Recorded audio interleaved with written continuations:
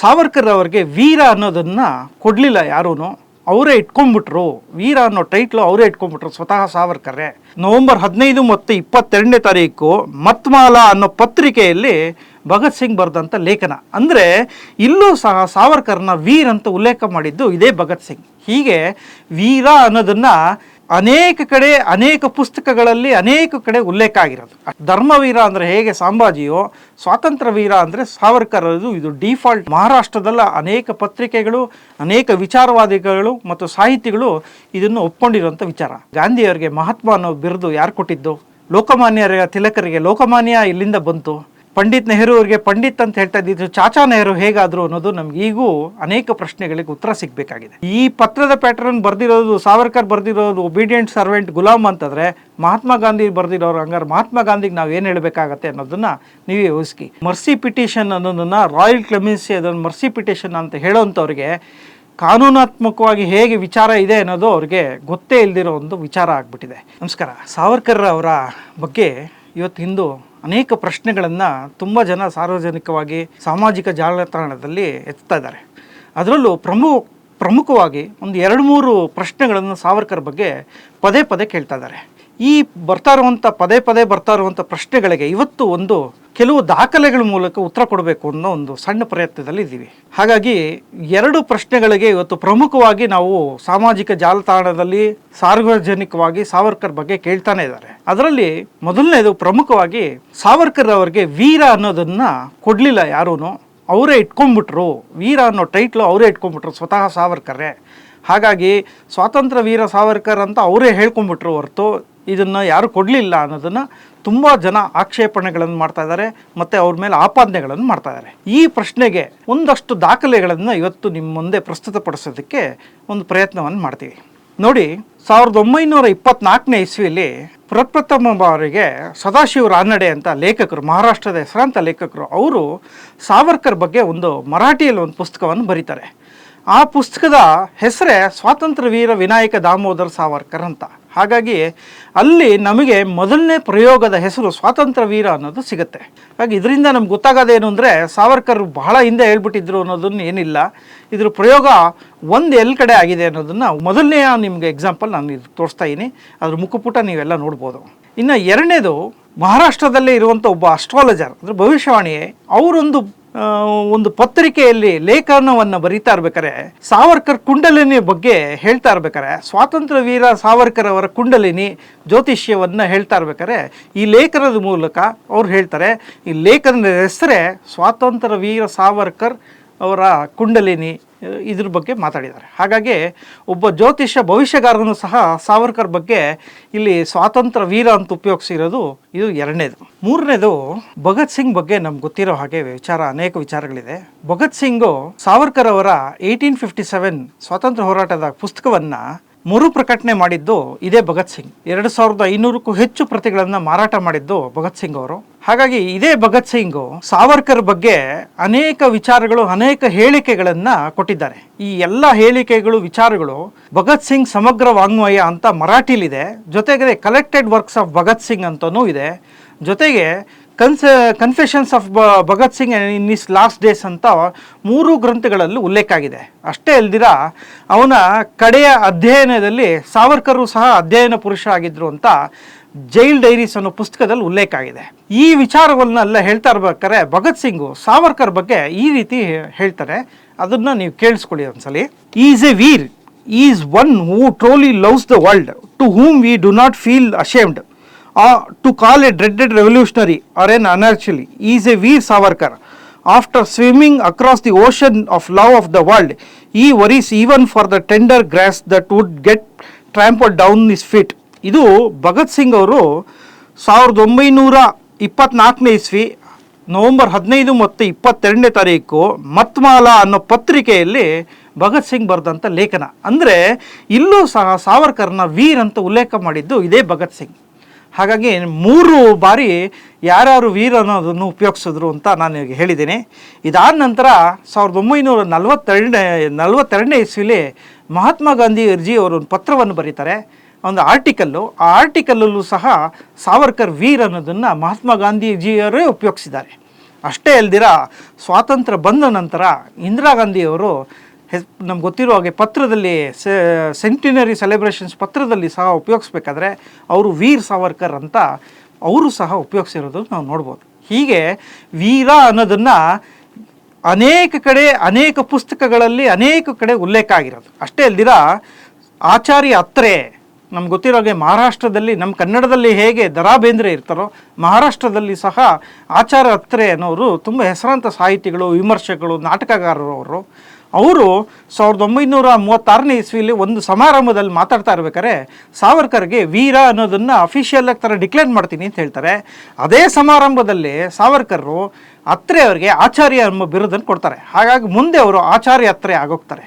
ಹೀಗೆ ಸಾವರ್ಕರ್ನ ವೀರ ಅನ್ನೋದನ್ನು ಅನೇಕ ಉಲ್ಲೇಖಗಳು, ಅಂಶಗಳನ್ನು ನಾವು ನೋಡ್ತಾ ಹೋಗ್ಬೋದು. ಅಷ್ಟಲ್ದಿರ ಇನ್ನೊಂದು ಜನಪ್ರಿಯವಾಗಿರೋದೇನು ಅಂದರೆ, ಮಹಾರಾಷ್ಟ್ರದಲ್ಲಿ ಒಬ್ಬ ವ್ಯಕ್ತಿಗೆ, ಒಂದು ಒಳ್ಳೆ ಸಮಾಜ ಪುರುಷನ ವ್ಯಕ್ತಿಗೆ ಒಂದು ಟೈಟಲ್ ಥರ ಕೊಡೋದನ್ನು ಅದು ರೂಢಿಕೆಯಾಗಿ ಮಾಡ್ಕೊಂಬಂದಿದೆ. ಉದಾಹರಣೆಗೆ ಶಿವಾಜಿ ಮಹಾರಾಜರಿಗೆ ಛತ್ರಪತಿ ಅನ್ನೋದನ್ನು ಒಂದು ವಿರುದ್ಧ ಕೊಡ್ತಾರೆ.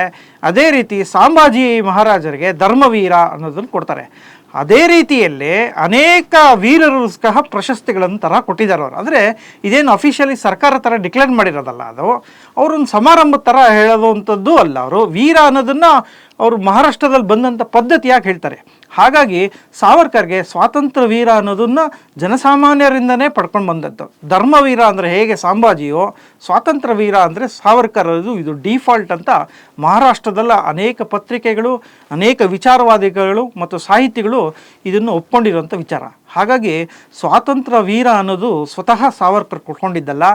ಅನೇಕ ಸಾಹಿತಿಗಳು, ಲೇಖಕರು, ವಿಮರ್ಶಕರು, ಚಿಂತಕರು, ಭವಿಷ್ಯಗಾರರು, ಅಸ್ಟ್ರಾಲಜರ್ಸು, ಈ ಥರ ಅನೇಕ ಮಹನೀಯರು, ಅದಲ್ದಿರ ಸ್ವಾತಂತ್ರ್ಯ ಹೋರಾಟಗಾರ ಅನೇಕ ಪುರುಷರು ಸಹ ಕೊಟ್ಟಿರುವಂಥ ಇದು ವೀರ ಬಿರುದು. ಹಾಗಾಗಿ ಯಾರು ವೀರ, ಸ್ವಾತಂತ್ರ್ಯ ವೀರ ಸಾವರ್ಕರ್ಗೆ ಕೊಟ್ಕೊಂಡ್ಬಿಟ್ರು ಅನ್ನೋರಿಗೆ ಇದೊಂದು ಸಣ್ಣ ವಿಡಿಯೋ ಮತ್ತು ಸಣ್ಣ ಡಾಕ್ಯುಮೆಂಟ್ ಮೂಲಕ ಉತ್ತರಿಸ್ಬೋದು ಅಂತ ನಾನು ಅಂದ್ಕೊಂಡಿದ್ದೇನೆ.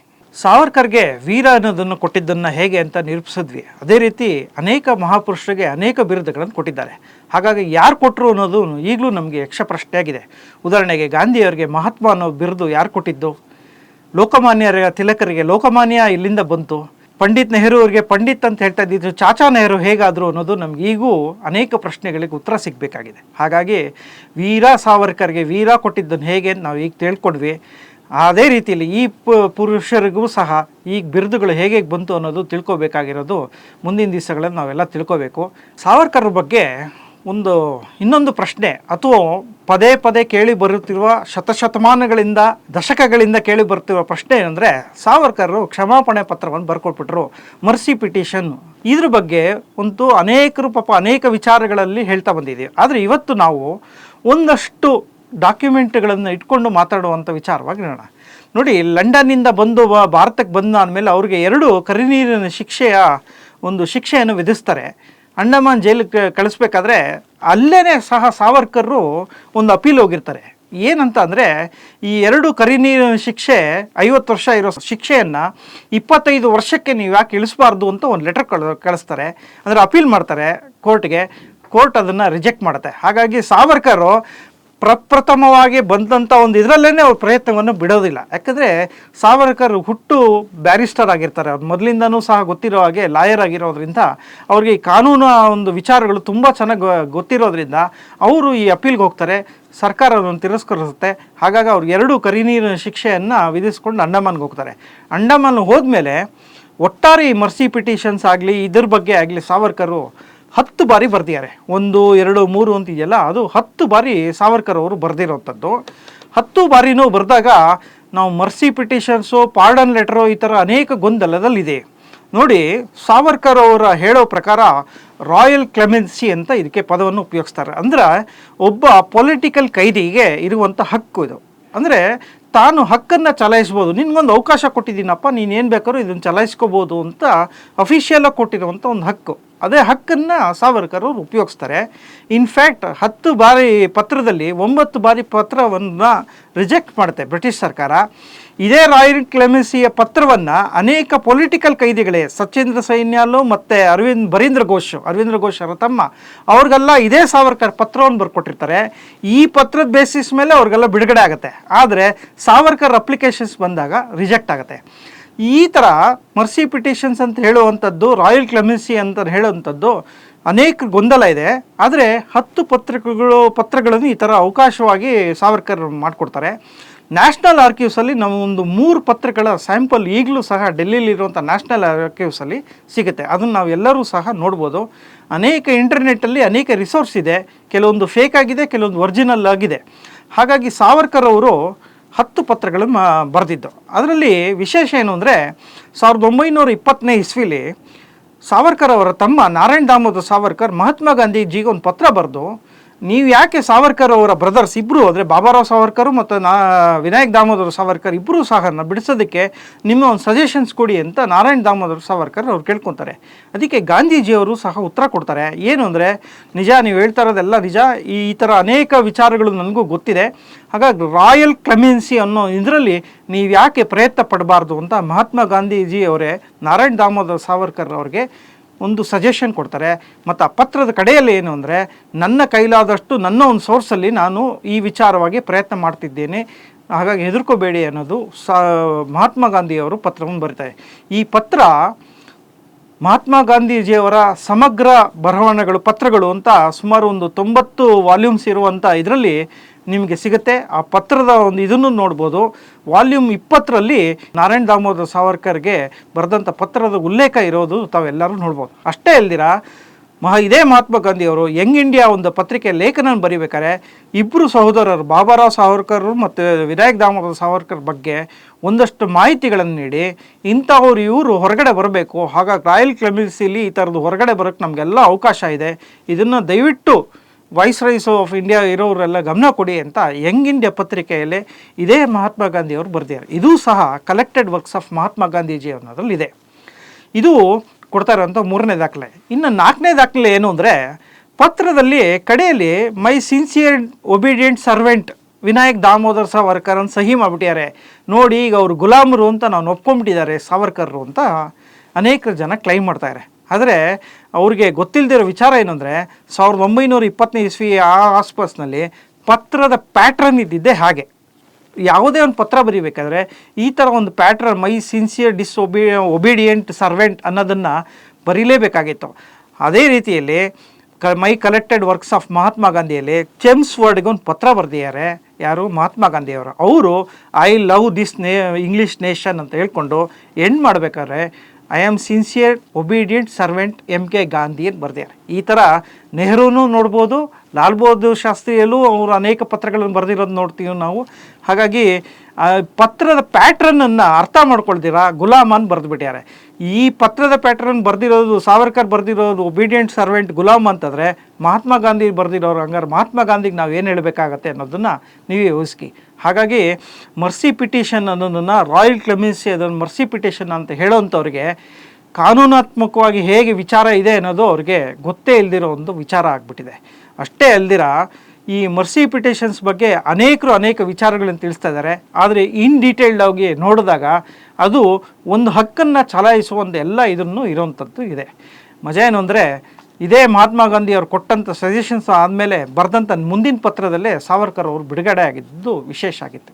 ಇದು ಮರ್ಸಿ ಪಿಟಿಷನ್ಸ್ ಬಗ್ಗೆ ಇರುವಂಥ ದಾಖಲೆಗಳು. ತಾವೆಲ್ಲ ಈ ಒಂದು ವಿಚಾರಗಳು ಅನೇಕ ಪುಸ್ತಕಗಳಲ್ಲಿ ಮತ್ತು ಇಂಟರ್ನೆಟ್ಟಲ್ಲಿ ಈಗಲೂ ಸಹ ಲಭ್ಯ ಇದೆ. ತಾವೆಲ್ಲರೂ ಸಹ ಇದನ್ನು ನೋಡ್ಬೋದು ಅಂತ ನಾನು ಹೇಳ್ತೀನಿ. ವಿಕ್ರಮ್ ಸಂಪತ್ ಇತ್ತೀಚೆಗೆ ಬರೆದಂಥ ವಿಕ್ರಮ್ ಸಂಪತ್ ಪುಸ್ತಕ ಇರಬಹುದು, ಧನಂಜಯ್ ಕೀರ್ ಪುಸ್ತಕ ಇರ್ಬೋದು, ಅಥವಾ ಇನ್ನೂ ಅನೇಕ ಪುಸ್ತಕಗಳಲ್ಲಿ ಈ ಮಾಹಿತಿಗಳು ಯಥೇಚ್ಛವಾಗಿ ಲಭ್ಯವಿದೆ.